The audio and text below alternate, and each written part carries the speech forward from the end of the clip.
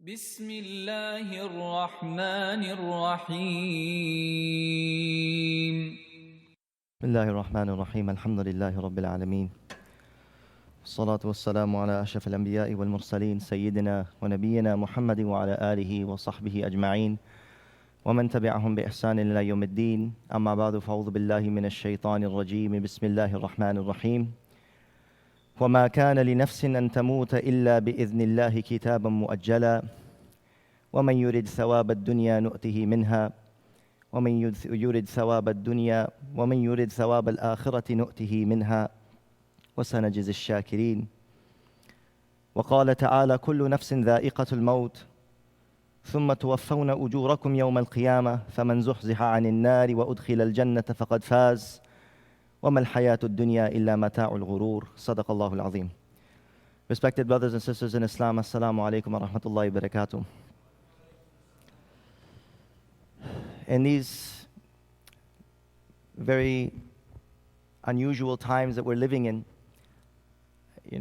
I think this week, probably every single day of the week, that I wake up in the morning, I see a text of somebody very close or somebody that we know who has passed away. And you realize the reality of this dunya. And I also notice something amongst families and amongst especially some of the younger generation having a very difficult time coping with the reality of death. And I know that death in and of itself, when we mention the word, it brings a shudder and it brings a fear in the heart of every single person.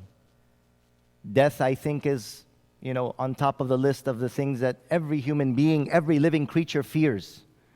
And whatever survival that we have, whatever efforts that we make is to ward away death from ourselves.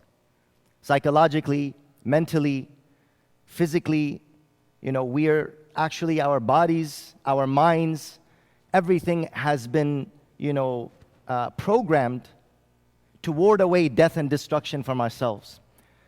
So truly it is not something that is easy to cope with, but a very important thing to understand is what is our aqeedah as Muslims regarding death.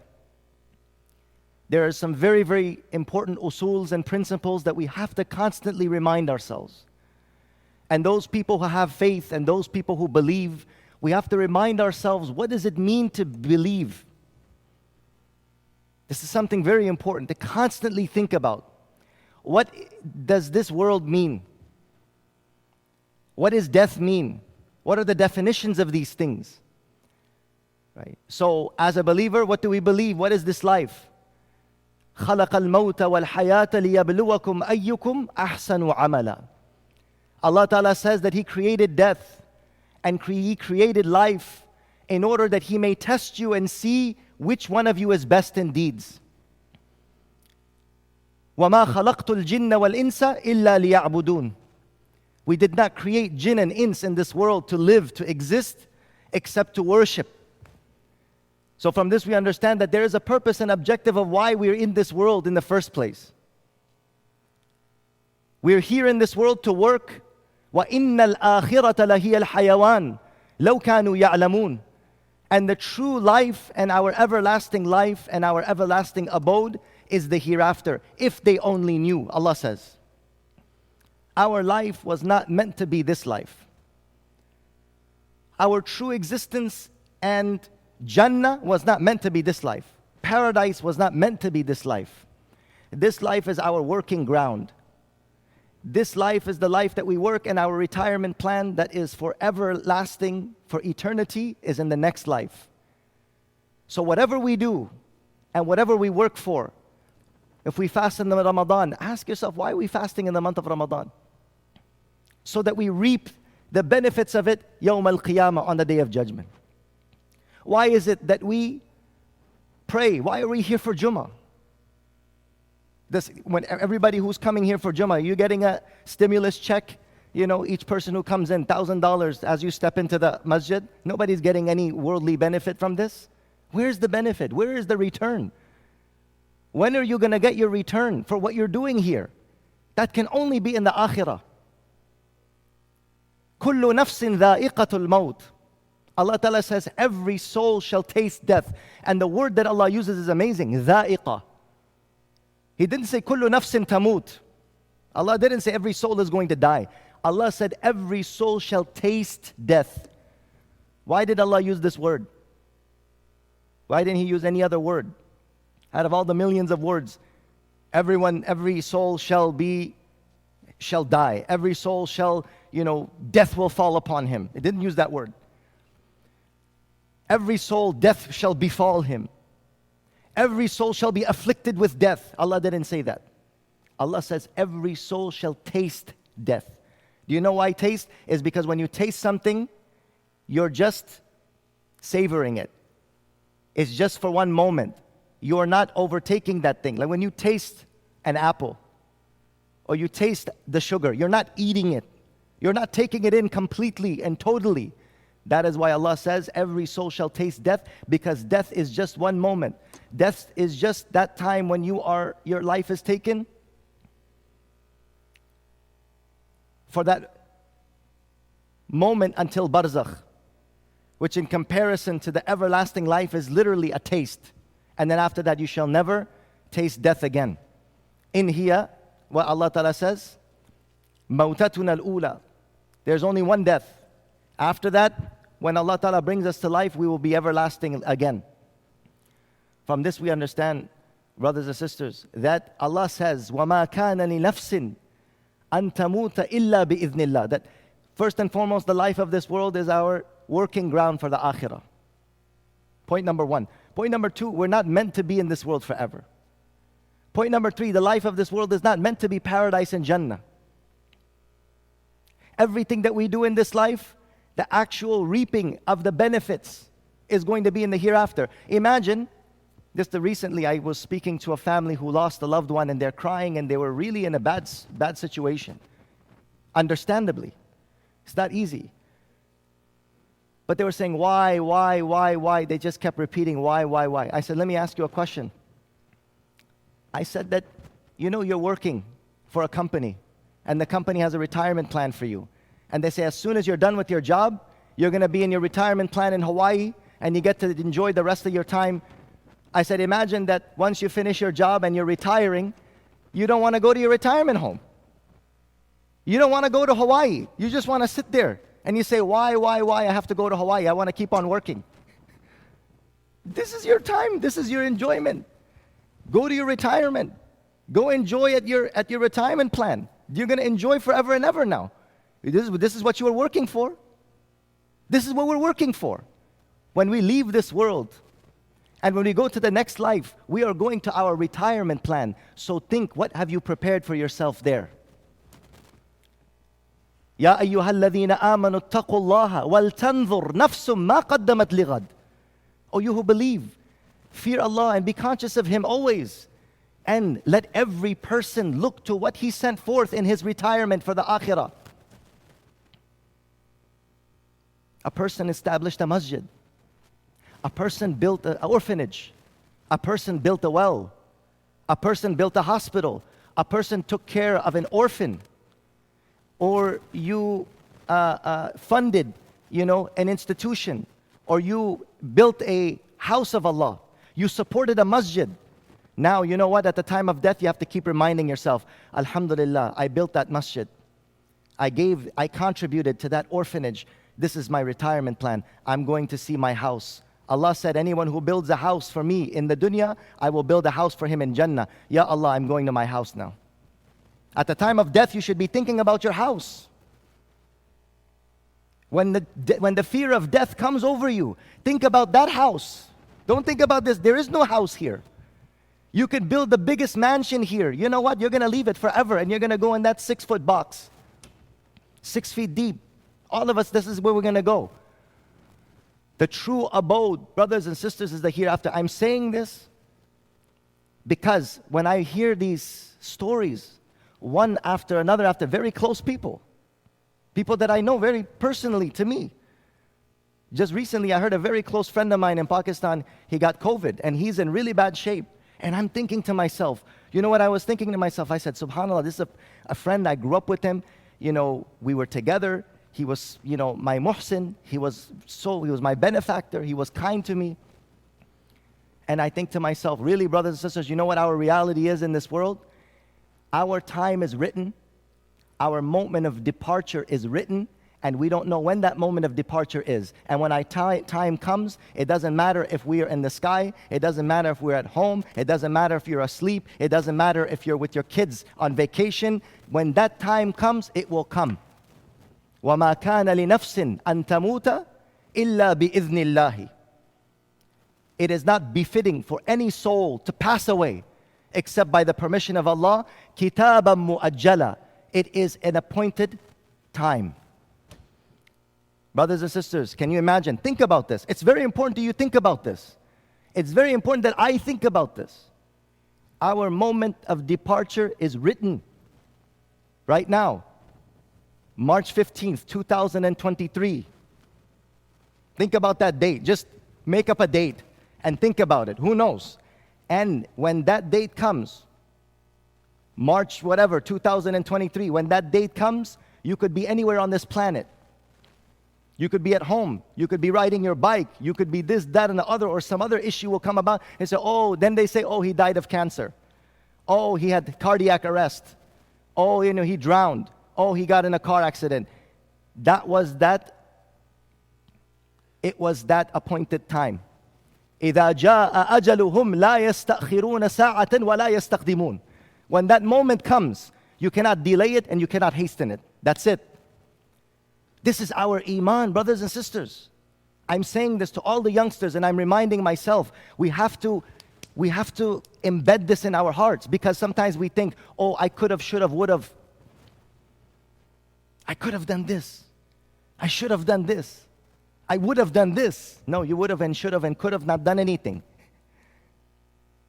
Kitaban mu'ajjala. What is the meaning of kitaban mu'ajjala? It is an appointed hour. It is an appointed time. لا يستأخرون ساعة ولا يستقدمون. You cannot hasten and you cannot delay that moment. This is the Aqidah of Ahlul Sunnah wal Jama'ah. The Mu'tazila, they believe differently. Mu'tazila says, Al-Maqtul يعجل أجله. Al-Qatil يعجل أجل المقتول. هذا عقيدة المعتزلة. This is not our aqidah. That certain groups of deviant sects, they say that if a person is killed, listen to this. This is not the belief of Ahlul Sunnah wal Jama'ah, the belief of the Prophet and the Sahaba radiallahu anhum after him. When a person kills and murders somebody, the one who was murdered, they believe, yani the batil firqa, they believe that the killer actually hastened his time. His ajal could have been something else, but this person brought it early. This is not our aqidah. We believe that moment, anything could have, whatever happened, whatever would have happened, that was his moment. Nothing could have changed that. And this is very important, brothers and sisters, for us to heal. Because when you keep thinking to yourself, I could have done this, I should have done this, I would have done this, there is nothing you could have done. That was a moment of departure. All of us have a set time, and it is unknown. You know when you have a ticket? Emirates Airlines, moment of departure, 5 a.m., San Francisco Airport. That's a moment of departure, right? There is no delay. There is no canceled flights here. This is Allah's airlines. Jannah Airlines or Jahannam Airlines. There is no delay. There is no canceled flights. That moment is written. And what it is, you have that ticket and you're standby. The ajal of this world, the life of this world, you're on standby. And wallahi, when I'm hearing about my friends and I'm hearing about my teachers, the principal of our institution, he passed away last week ago, Mufti Naeem Sahib, rahmatullah alayh. People who are like fathers and brothers to me. But I realized to myself, this is the reality of the world. Don't delve into depression. Accept it. Embrace it. Embrace this haqiqat. Accept and submit to Allah. Taslim. What is Islam? Taslim. Some people, they don't want to make taslim. Brothers and sisters, another very important point. Very important point. Making taslim and rida bil qada, to be pleased with Allah's decree, is fard upon us, just like praying salat is fard upon us. Everybody knows praying 5 daily prayers is fard, right? Fasting in the month of Ramadan is fard. Doing Hajj, if you're capable of doing it, is mandatory, it's obligatory, right? So to believe in Allah's decree and submit to Allah's decree is also fard. You have no choice. You can't say why. Allah subhanahu wa ta'ala says, كِتَابًا مُؤَجَّلًا وَمَنْ يُرِدْ ثَوَابَ الدُّنْيَا نُؤْتِهِ مِنْهَا. Anyone who wants the things of this world, Allah will give him. If you want this world, Allah will give you this world. And anyone who wishes for the reward of the hereafter, Allah will give him the reward of the hereafter. All of us have to work, all of us have to earn a living, brothers and sisters, but let us not forget our eternal abode.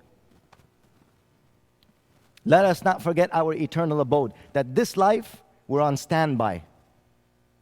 Everyone is going. This COVID-19, I read an article, New York Times is bringing this article. These people don't even believe in God. What did they say?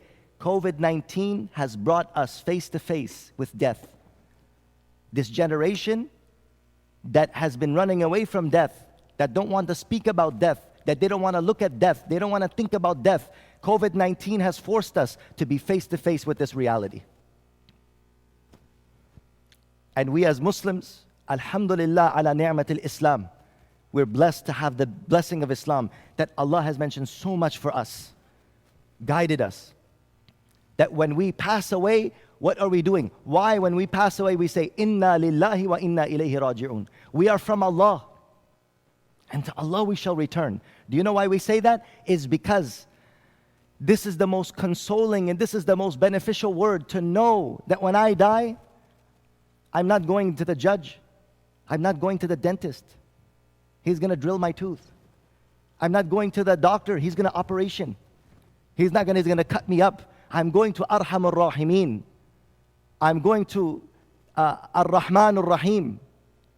I'm going to the one who is the most merciful and the most forgiving. I'm going to Ghafurur Rahim. I'm going to my Khaliq. Ala ya'lamu man khalaqa wa huwa al-latif al-khabir. Does he not know who he created? Does he not know how much you tried and how much effort you made? Subhanallah, we're not going to the judge who doesn't know nothing about you, other than what the papers that is put in front of him by the lawyer. Allah knows everything about you. When we say, Inna lillahi wa inna ilayhi raji'un, it reminds us that if we lost a loved one, just like he went to Allah, we are also going to go to Allah. We came here, our destination is to Allah.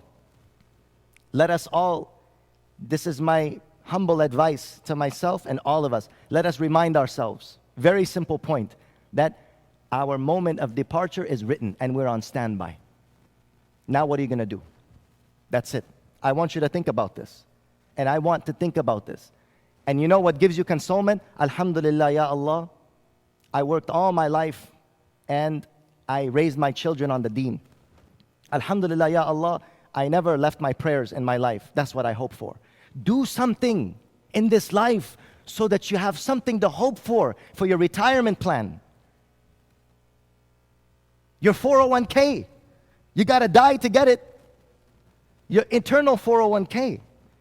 If you don't leave this world, you're not going to attain it. But that's only if you signed up for the 401k. If you're not thinking about it, you got nothing in that world. You did everything in this world. And that's it. What does Allah subhanahu wa ta'ala say? Right?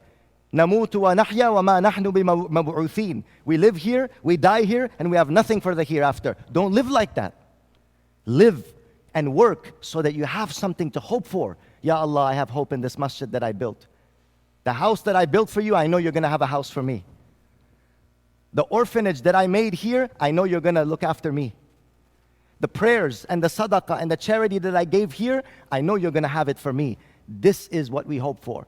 And inshallah, if we live with this, then we will die with this. And if we die with this, inshallah, we will not have fear at the time of death. فَلَا خَوْفٌ عَلَيْهِمْ وَلَا هُمْ يَحْزَنُونَ. Do you know who is the one who has no fear at the time of death? The one who lived his life for death. Who is the one who has no fear at the time of death? Everybody fears death. Don't get me wrong.